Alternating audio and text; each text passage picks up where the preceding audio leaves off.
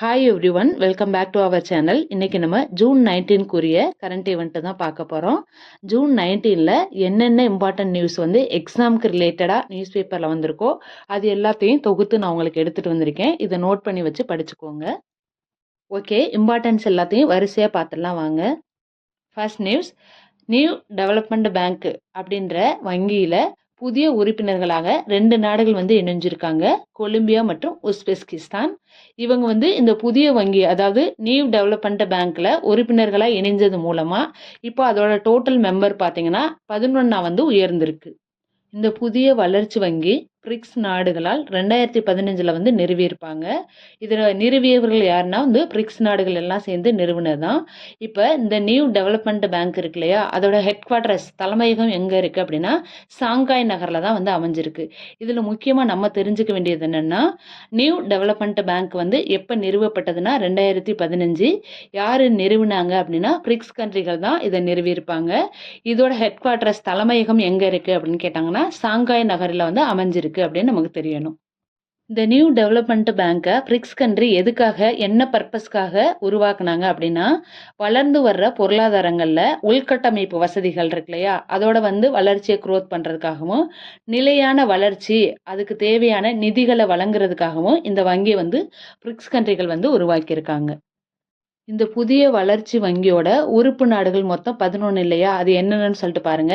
India, Brazil, Russia, சீனா, south Africa, Bangladesh, ஐக்கிய அரபு அமீரகம், Egypt, Algeria, Colombia, Uzbekistan. இந்த 11 நாடுகள் தான் இப்போ நியூ டெவலப்மெண்ட் பேங்க்ல வந்து மெம்பர்ஸா வந்து இருக்காங்க. இந்த நியூ டெவலப்மெண்ட் பேங்கோட தற்போதைய தலைவர் யாருன்னா தில்மா ரூஷப். அவங்க தான் வந்து தற்போதைய தலைவராக வந்து இருக்கிறாங்க. முக்கிய குறிப்பு நோட் பண்ணிக்கோங்க. உஸ்பெஸ்கிஸ்தான் வந்து மத்திய ஆசியால இருந்து இந்த புதிய வளர்ச்சி வங்கிக்கு தேர்ந்தெடுக்கப்பட்ட முதல் நாடு அப்படின்றது நமக்கு தெரிஞ்சிருக்கணும். செகண்ட் இம்பார்ட்டன்ட் நியூஸ், மொம்பாசா பிரகடனம். இந்த மொம்பாசா பிரகடனம் அப்படின்றது ரீசெண்டாக நியூஸில் வந்து நியூஸ் பேப்பர்ஸ்லாம் அடிக்கடி வந்தது. அப்படின்னா என்னன்னா, 15 நாடுகளால் ஏற்றுக்கொள்ளப்பட்ட ஒரு சர்வதேச பிரகடனம் தான் இந்த மொம்பாசா பிரகடனம்.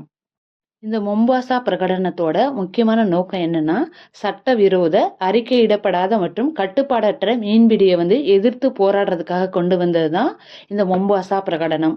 அதாவது இல்லீகல், அன்ரிப்போர்ட்டட் அண்டு அன்ரெகுலேட்டட் ஃபிஷிங் அப்படின்ற ஒரு இதுக்காக தான், அதுக்கு எகென்ஸ்டாக கொண்டு வந்தது தான் இந்த மொம்பாசா பிரகடனம் அப்படின்றது. ப்ரொக்ளமேஷன் வந்து எப்போ டிக்ளேர் பண்ணியிருப்பாங்கன்னா, கென்யா நாட்டில் வந்து அவர் ஓஷன் கான்ஃபரன்ஸ், அதாவது நமது பெருங்கடல் மாநாடு அப்படின்னு சொல்லிட்டு 11வது மாநாடு நடந்திருக்கும். அந்த மாநாட்டில் தான் இந்த பிரகடனத்துக்கு எல்லாரும் வந்து சைன் பண்ணியிருப்பாங்க. இதில் நம்ம நோட் பண்ண வேண்டியது என்னன்னா, மொம்பாசா பிரகடனம் அது வந்து எது சம்மந்தப்பட்டது அப்படின்னா இல்லீகல் ஃபிஷிங், அதுக்கு எகென்ஸ்டாக கொண்டு வரப்பட்டதான் இந்த பிரகடனம் அப்படின்றது நம்மளுக்கு தெரிஞ்சிருக்கணும். அது போதும். நெக்ஸ்ட் இம்பார்ட்டன்ட் நியூஸ் வந்து பிஎம் கிசான் யோஜனா. இது ஏன் நியூஸில் வந்திருக்கு அப்படின்னா, 23வது தவணையாக இன்னைக்கு 18,809 கோடியை விவசாயிகளுக்கு வந்து பிரைம் மினிஸ்டர் வந்து ரிலீஸ் பண்ணியிருக்காங்க. ஒவ்வொரு விவசாயிக்கும் 2,000 அப்படின்னு சொல்லிட்டு 1 இயரில் 3 டைம்ஸாக கொடுப்பாங்க. மொத்தம் எவ்வளோன்னா 6,000 ருபீஸ் வந்து இது கொடுப்பாங்க. இதில் எவ்வளோ விவசாயிகள் வந்து பயன்படுறோம்னு சொல்லிட்டு ரிப்போர்ட்டில் சொல்லியிருக்காங்கன்னா, 9.44 கோடி விவசாயிகள் வந்து இந்த திட்டத்தின் மூலமாக பயன்பெறதா வந்து சொல்லியிருக்காங்க. இந்த திட்டத்தை வந்து எப்போ தொடங்கினாங்க அப்படின்னா வந்து February 24, 2019 தான் இந்த பிஎம் கிசான் யோஜனா அப்படின்ற திட்டத்தை வந்து கொண்டு வந்திருக்காங்க. இந்த திட்டத்தை பிரதமர் நரேந்திர மோடி அவர்கள் வந்து 2019 வந்து அறிவிச்சிருக்காங்க. இது எப்படி வந்து ப்ரொவைட் பண்ணுறாங்க அப்படின்னா, ஆண்டுக்கு 6,000 ரூபாய் வந்து கொடுக்குறாங்க. இது வந்து 3 தவணைகளாக வந்து கொடுக்குறாங்க. அதாவது 2,000 ருபீஸ் வந்து 4 monthsக்கு ஒன்ஸ் அப்படின்ற மாதிரி கொடுக்குறாங்க. இது யார் எலிஜிபிள்னா, அனைத்து நிலம் வச்சிருக்கிற எல்லா விவசாயிகளுமே இது எலிஜிபிள், அப்ளை பண்ணி இதை வாங்கிக்கலாம். நெக்ஸ்ட்டு ஜூன் 19க்கு இம்பார்ட்டன்ஸ் டே வந்து என்னென்ன இருக்குது அப்படின்றத வந்து நம்ம பார்த்துடலாம். ஜூன் 19 உலக அறிவால் செல் தினம் வந்து அனுசரிக்கப்படுது. இந்த உலக அறிவால் செல் தினம் அப்படின்னா என்னன்னா, வேர்ல்டு சிக்கிள் செல் டே அப்படின்னு சொல்லிட்டு அனுசரிக்கிறாங்க. இதோட நோக்கம் என்னன்னா, மக்களுக்கு வந்து விழிப்புணர்வை ஏற்படுத்துறதுக்காக தான் இந்த டே வந்து அனுசரிக்கிறாங்க. இந்த உலக அறிவால் தினத்துக்கான மைய கருத்து கருப்பொருள் என்னன்னா 2026க்கு வாழ்வாதார இடைவெளியை மூடுதல் அறிவால் சிகிச்சையில் சமத்துவம் அப்படின்றது தான் 2026க்கான கருப்பொருளா வந்து கொடுத்துருக்காங்க. இப்போ அறிவால் நோய்னா என்ன அப்படின்றத நம்ம பார்த்துடலாம். ரத்தத்தில் இருக்க ஆக்சிஜன் இருக்கு இல்லையா, அதை கொண்டு செல்லும் பாருங்க, அதை எடுத்துட்டு போகும் பாருங்க சிவப்பணுக்கள், அதை பாதிக்கிற ஒரு மரபணு இரத்த கோளாறு நோய் தான் அறிவால் நோய் அப்படின்றது. இதை ஏன் அறிவால் செல் நோய் அப்படின்னு சொல்லிட்டு சொல்றாங்க அப்படின்னா, இதோட செல்கள் வந்து வளைந்து கடினமான அறிவால் வடிவமாக வந்து மாறுறதுனால அதோட இரத்த ஓட்டம் இருக்கு இல்லையா, அது தடைப்பட்டு கடுமையான வலியும் உறுப்புகளில் சேதங்களையும் ஏற்படுத்துறதுனால தான் இது அறிவால் செல் நோய் அப்படின்னு சொல்லிட்டு சொல்றாங்க. இந்த இரத்த சிவப்பு அணுக்கள் வந்து அறிவால் வடிவமாக வந்து இருக்கிறதுனால தான் இது அப்படி சொல்றாங்க. நெக்ஸ்ட் இம்பார்ட்டன்ட் டே என்ன அப்படின்னா தேசிய வாசிப்பு தினம். அதாவது ஜூன் 19 வந்து தேசிய வாசிப்பு தினம் வந்து அனுசரிக்கப்படுது. இது எதுக்காக அப்படின்னா வாசிப்பு பழக்கம் இருக்கு இல்லையா, அதை வந்து என்கரேஜ் பண்ணுறதுக்காக தான் இந்த தேசிய வாசிப்பு தினத்தை இந்திய அளவில் வந்து கொண்டாடிட்டு இருக்கோம்.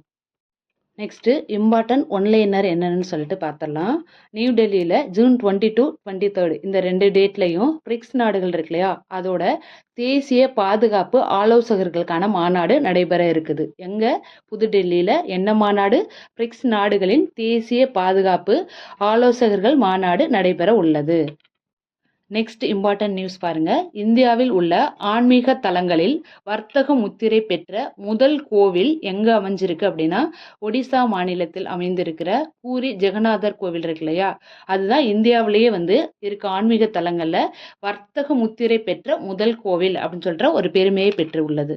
நெக்ஸ்ட் நியூஸ், ஐக்கிய அரபு அமீரகம் சமூக ஊடகங்களை உருவாக்குவதற்கும் அதை பயன்படுத்துறதுக்கும் 15 வயசுக்கு கீழே இருக்கு இல்லையா, அவங்க எல்லாருக்கும் தடை விதிச்சிருக்காங்க.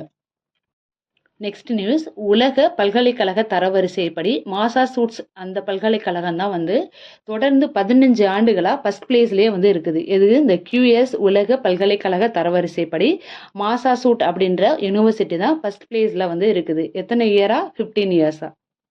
இந்த தரவரிசையில் இந்தியாவில் டெல்லி யூனிவர்சிட்டி இருக்கு இல்லையா, அது 322வது இடத்துல வந்து இருக்குது.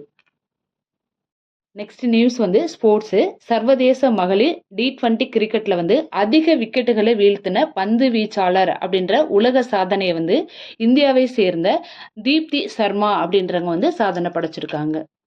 That's all friends. இன்றைக்கி நியூஸ் எல்லாம் வந்து முக்கியமானது எல்லாமே ப்ரொவைட் பண்ணியிருக்கேன். அதை நோட்ஸ் எடுத்து படிச்சுக்கோங்க. தேங்க்ஸ் ஃபார் வாட்சிங். Thank you so much. நம்ம சேனலை தொடர்ந்து ஃபாலோ பண்ணுங்கள், லைக் பண்ணுங்கள், ஷேர் பண்ணுங்கள், சப்ஸ்கிரைப் பண்ணி சப்போர்ட் பண்ணுங்கள். Stay connected. தேங்க்யூ.